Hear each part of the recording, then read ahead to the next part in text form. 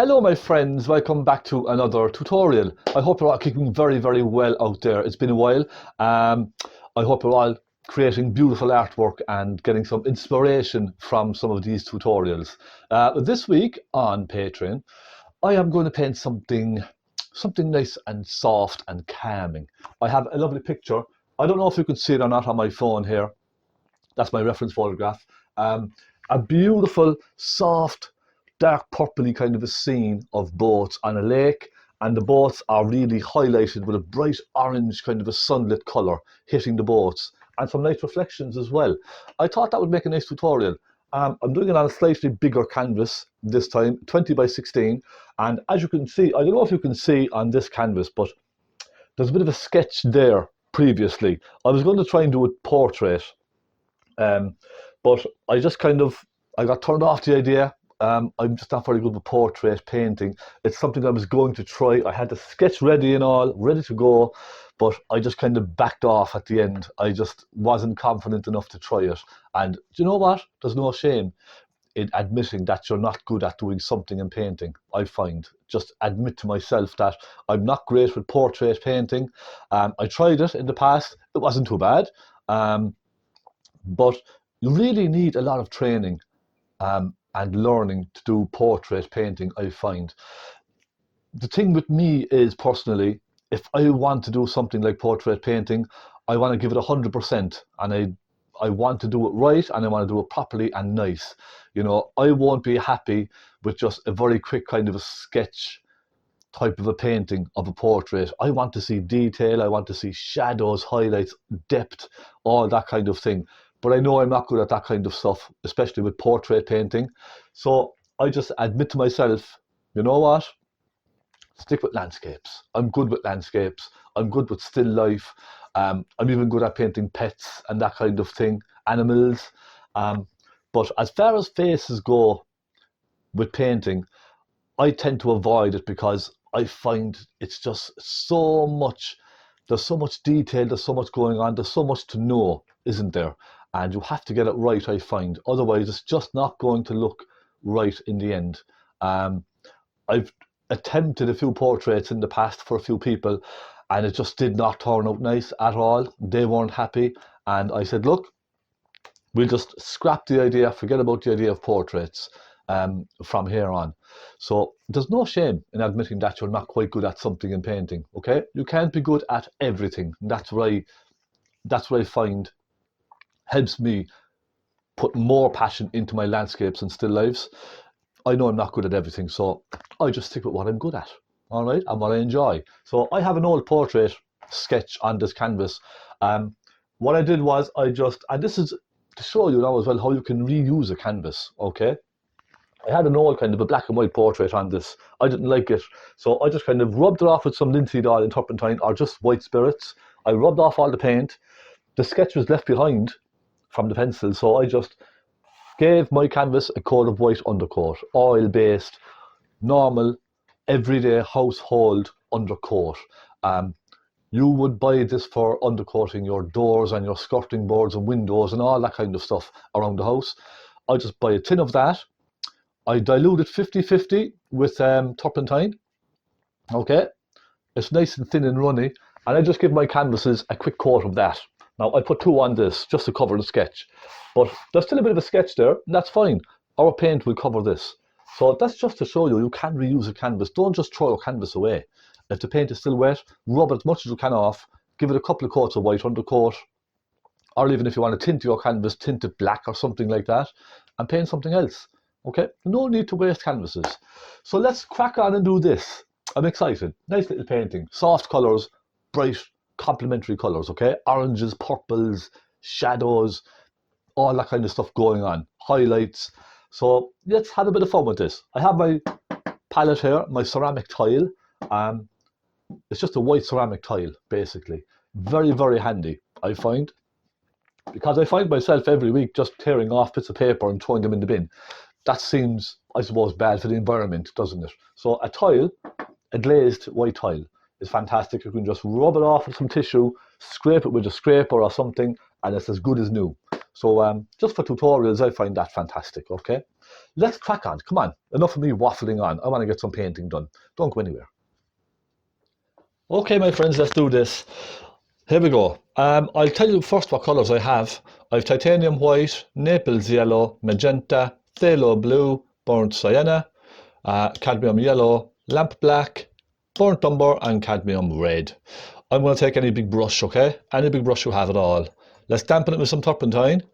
And let's start with the sky, okay? Let's start with a nice soft blue for the sky. Phthalo blue.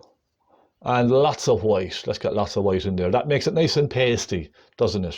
Nice and creamy and chalky. That's what you want. Nice thick colour. And now it's not very thick, obviously. There's a bit of thinners in this. It just helps it flow a little bit better. Touch of magenta. Now I want to make this nice and dark and moody, okay? I'm not going to go too bright with colours. That's a little bit bright, isn't it? So I'm going to go nice and dark. Don't be shy. Go right in there and take plenty of paint. The trick with this, I find, is put plenty of magenta in there. Don't be shy with the magenta. Now, we have a nice bluey colour there, a warm blue. Let's take a touch of black. Tiny touch of black. It's a very strong colour, so be careful, okay? That darkens it right down. It gives you kind of a grey blue. Then another touch of magenta. What I do is just keep adding little bits at a time as I need, okay? Let me just have a look at that now. It's a bit blue, isn't it? We could perhaps try adding a touch of cadmium red. That will soften it down. Cadmium red is a much softer colour for mixing mauves. It gives you a kind of a dull mauve, if you understand what I mean. Let's go across there now. Let's just have a look at this. Okay. What I want to try and do with this painting is those reflections and those boats, I want them to really jump out. So I really do want to keep the background nice and dark on this. So look, I'm taking more magenta, another touch of cadmium red. And that colour even would go nice at the back there, wouldn't it? Now you can see how nicely that's flowing on my canvas because I primed it once, I think it was twice I primed it. Sometimes what I would do as well is just take a piece of cloth or a bit of tissue or something and rub some linseed oil across your canvas. That would also help, it sort of adds something to the canvas just to help it sort of move around a little bit better on the canvas. Do you understand what I mean? So that's what I do as well sometimes. But for now, I think because this canvas is really well primed, I don't think I need any linseed oil on the canvas just now. Just yet, anyway. I'm just going to fill the sky in with this lovely bluey pinky colour. I need to mix up a bit more now. A little bit more. Let's just take another touch of magenta and a touch of blue. And I might now add a little touch of white into this, just to soften it more as it comes down. Now, I'll also, as it comes down, it's going to get slightly pinker, isn't it? I'm just going to hold my easel here now because it's moving around all over the place. Soften that right across. Let's go right across with our brush. Crisscross all the way across. Now, I'm just giving my brush a quick wipe with a cloth and I'm going to start lightening this. So, get the bulk of that paint off of that brush. Let's go into some white and let's take some magenta, some cadmium red. That gives us a nice pinky colour, doesn't it? A touch of turpentine in this now just to help it flow, you see. Let's have a look at that. Okay, I'm good with that. I'll go with that right across. And look, don't be shy with your turpentine. Put plenty of it in there. It's a bigger canvas, so it will take a nice bit of turpentine to get the paint moving around. So don't be shy. Now let's go into some magenta again and then Naples yellow. And that's going to start giving us a nice orangey, salmon kind of a colour, a peachy colour, isn't it? The Naples yellow just warming the pink. You see that? The Naples yellow does add a nice warmth to the pink.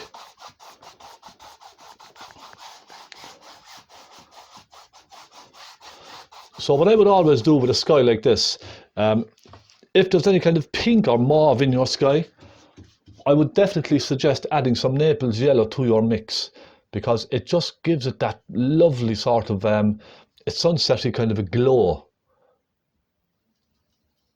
Okay, I would always do that. Now we don't have to worry about down the bottom too much because we have mountains down here, but let's just do it anyway. Now I just want to soften that right through all the way up. Get a nice graduation from top to bottom. I'm cleaning my brush well now. I just want to get as much blue as I can out of my brush. Next I'm going to take some cadmium red and Naples yellow, okay? And with that colour, I'm just going to go up and I just want to soften a little bit more of that colour in up here. Just a little bit more. I just want to give it a slight hint of a pinky colour kind of coming into the sky up here. Soften it right across. Now I could probably even go up a bit higher with the pink, couldn't I? What do you think? Should we try it? Let's take some cadmium red magenta and a touch of Naples yellow. Let's add a bit more pink into the sky up here. Crisscross it all the way across. Look, just rub it in and get a nice soft blend right through that blue up there.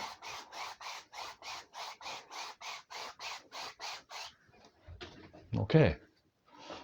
Now that's not bad, is it? I just cleaned my brush there on some tissue, just dried it quickly, and I just want to straighten some of these lines.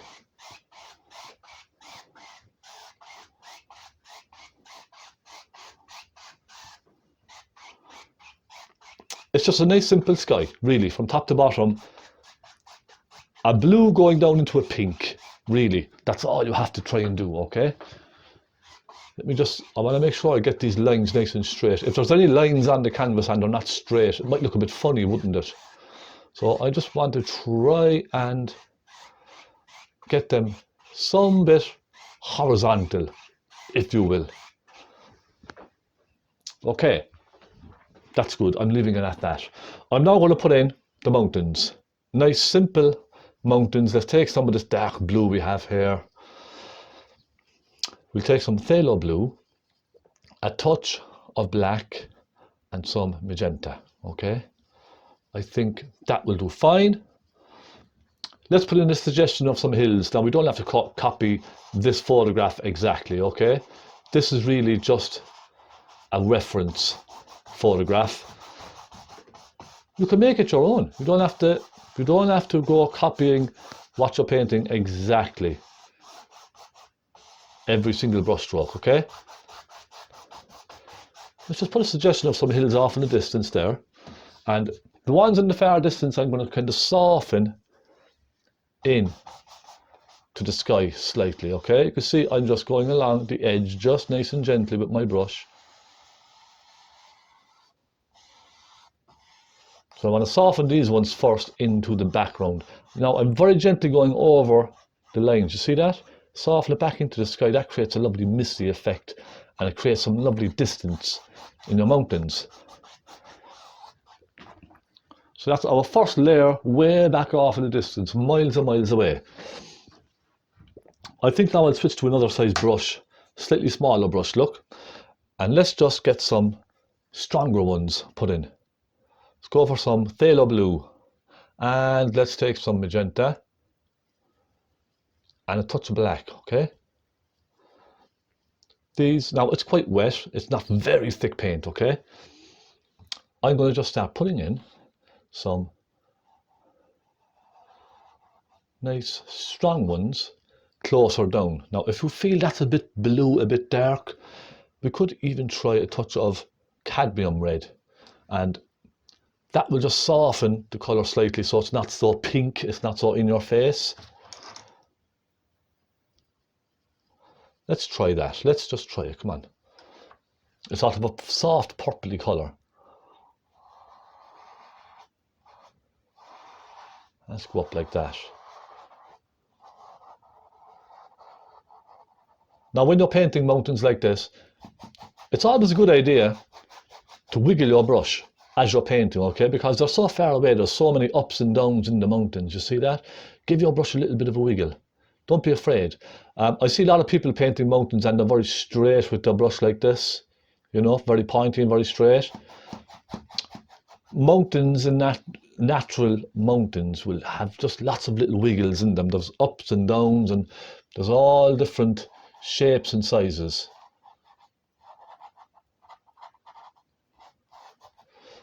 Now let's start mixing a bit more. Phthalo blue, little magenta, little touch of black. The black will just tone everything down a little bit, I find. I'm going to go up here and do a nice pointy one. Look, see that nice pointy one we have here? Let's just put a nice pointy one up there.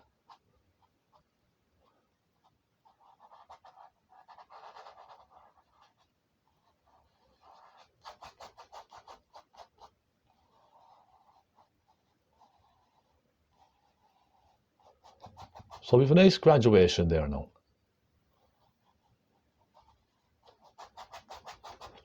I'm going to darken these as they come down. So I'm going to start making them much, much darker now, okay? Black, magenta, a hint of that blue as well.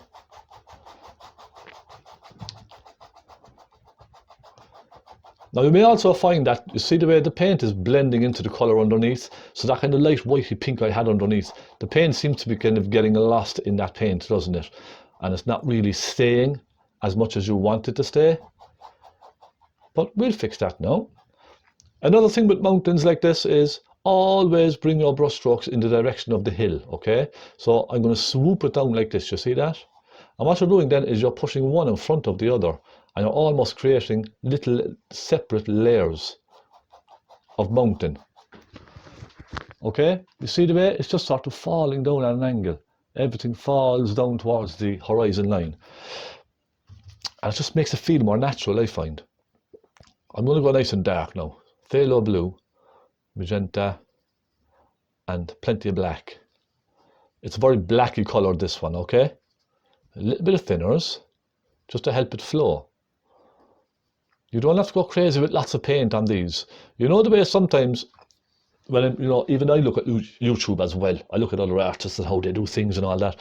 And you know the way you look at YouTube and sometimes you see artists with huge, huge amounts of paint all over their palette and they're picking up huge amounts just to paint a small area. It's just really a huge waste of paint, I find, you know. There's really no need to go to all that trouble putting all that paint on a canvas just to paint a small area. Honestly, I just don't see the point. It's a huge waste of paint. And the reason I say that for me is because when I was an amateur, growing up, an amateur artist and all that, I never had a lot of money, okay? So I had to make every last bit of paint last when I was growing up, okay? My family, we didn't have much money. I couldn't go and buying loads of paints every week. I had to make every single ounce of paint last as long as possible. So I suppose it's a habit that I've learned over the years to make a small bit of paint go very far. And, you know, I don't know if that's a good thing or a bad thing, but that's just the way I am. And it's kind of stuck with me ever since. Do you understand what I mean? You know, sometimes I like just to grab a load of paint and put loads of paint on the canvas, but it's sort of in me, if you understand what I mean. It's just in me now that I have to kind of spare my paint, and it's just a habit, really. Because it is quite expensive. It can get quite expensive if you're not careful. If you're using a huge amount of paint, it can get very, very expensive. So for that reason, I like to try and make it last and go as far as I can. And that's a good thing, I find. Because you see all these little tiny bits of paint. This will probably do me for the entire painting. You know, most people would just go and pick up a big chunk of blue like that and use it once, and then it's gone. But I could use that for this painting and perhaps another painting as well. So for me, that's just the way I like to do things. It's good practice, I think. And it saves the environment, doesn't it? Of course. It's good for the environment. Now, I just added some black in here, okay? Just along the bottom, I'm going to soften it through. You see the way I'm softening it in there and up into the mountain. So we have a nice dark bottom section on the base of this mountain. Now we can even go darker, I think. Go with some more black, a touch of magenta.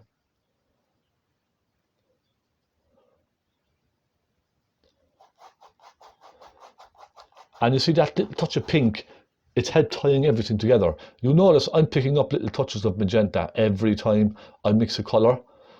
So that's helping the composition because it's moving the colours throughout. You're getting the same hues throughout your painting, because if there's magenta in every mix, a little touch of it, it just really ties the painting together and makes it feel more natural. You see that? Now, we have a lovely graduation of mountains from front to back. Isn't that lovely? I'm not going to bother with this big dark chunk that we have here and the other side. I don't think we need it.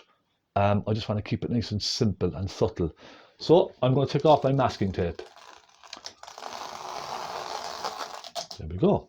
Isn't that quite nice? Now I love these colours. A very soft, surreal kind of a scene. Now let's start putting in the water. And I think I might use this brush because the other big brush I have is kind of fairly, it's worn, isn't it? It's a very old brush. My very good friend Jonelle sent me these just as a gift from Rosemary & Co. She sent me this about 2 years ago and I've been using it ever since. You can see how long it's lasted. It's fantastic. It's still fine, but I need something a little finer for this kind of a line here. Let's make a nice colour for this.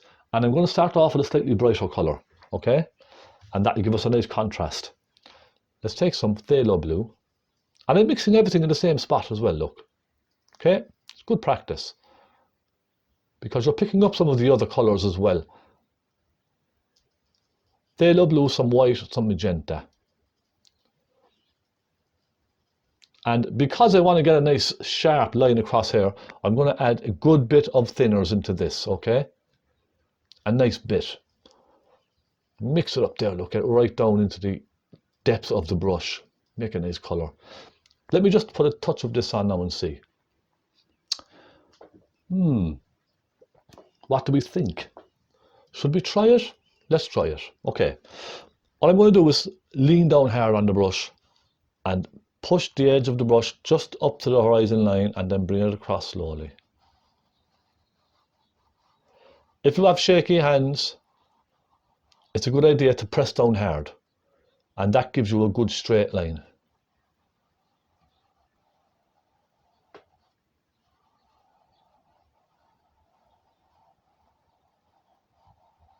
Now, of course, you don't have to have a straight line. You could soften this in slightly if you wanted with a very soft brush. But I think a nice sort of a straight line going across there might look quite nice against the background. I still may soften it in.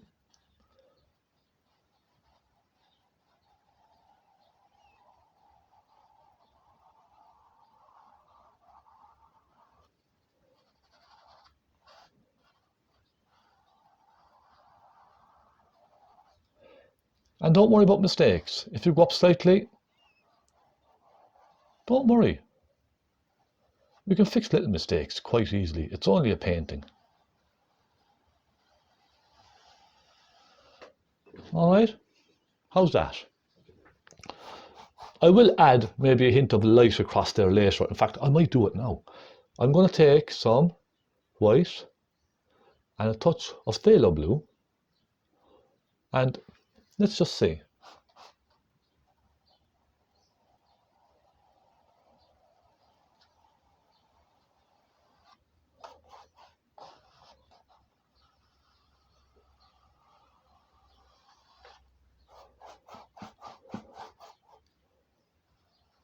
Ah, see that? Now I made a mistake, didn't I? Let me show you how we can fix it. Quite easy. I'm going to get a smaller brush. I get a small round brush, look. Take a little dark colour and just very gently push down over that. Okay, fixed. No big deal. Job done. Let's move to our bigger brush again and fill all of this in, and it's the very same process as the sky. We start off with a light colour, put in some pink and then a dark mauvey purple colour. Nice and simple. Okay, let's go. Let's take some turpentine on our brush. Let's take some phthalo blue, just a little. Plenty of magenta. Maybe a touch of cadmium red just to soften the pink ever so slightly, okay? Now, let's have a look. And you can see how wet this is. You can see that I've a lot of turpentine in this. The reason for that is I generally put on thinner layers first and then put on thicker layers afterwards. And that means the thicker layers will stick much nicer. Okay, you know, if I put on a huge amount of paint right now, a lot of thick paint, it would be very difficult to get later stages to stick without getting muddy and messy and all that kind of stuff. So I just tend to put on little thin layers at a time. That's all, okay? Just really spread your paint out. Make it go as far as you can.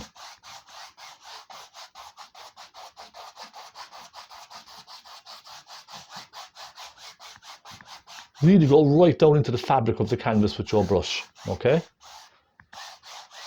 Now let's start warming this. Let's add some pinks into this. Let's get some magenta, touch of cadmium red.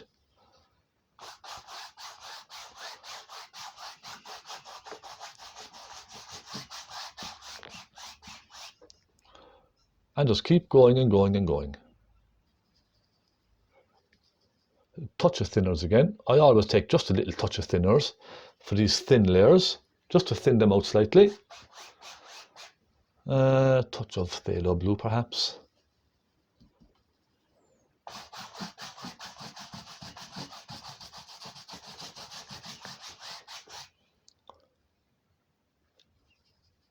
Now I need to start making it a little thicker, so maybe a tad more turpentine and paint, just to make this go a little further. And a touch of black as well. Now that may be a little bit blue for me, so I'm going to take a touch of black into that,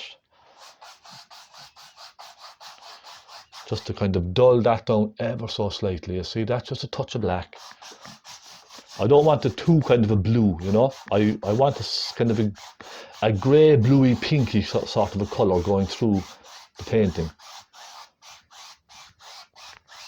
Now what's going to happen then later on is, because we have lovely pinks and stuff like that going through this colour, this painting, when we put oranges and yellows on the boats and reds, it's going to really complement all of these blues and pinks.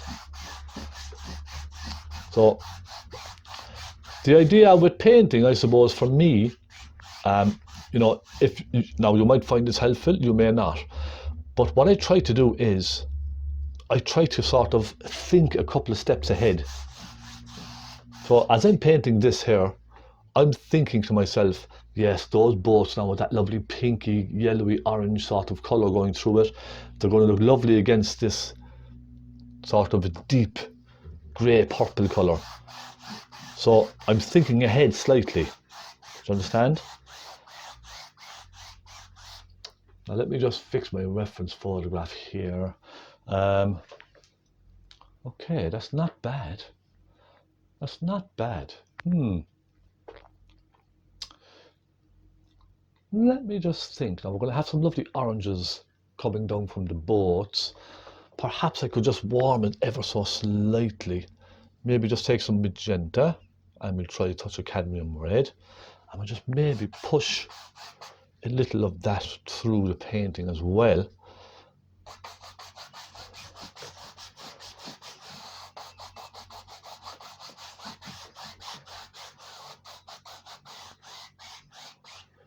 Okay, no, that's not bad.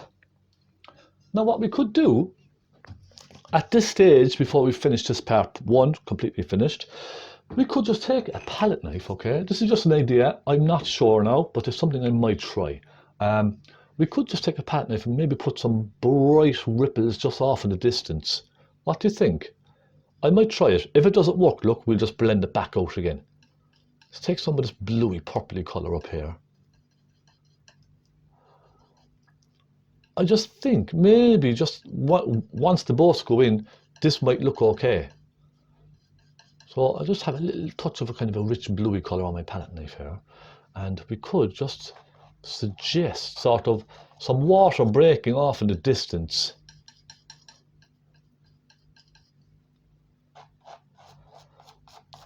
Just where the boats are kind of hanging out off in the distance there.